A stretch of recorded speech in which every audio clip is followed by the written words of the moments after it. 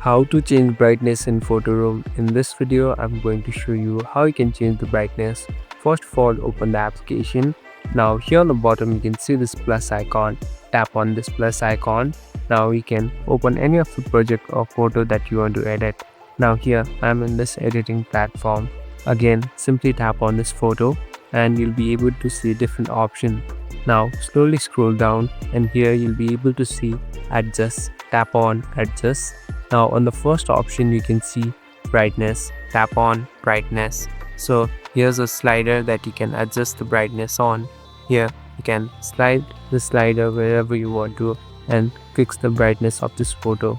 Here I'm selecting this one and tap on done. So the brightness has been changed. Thank you for watching this video. I hope this video will help you.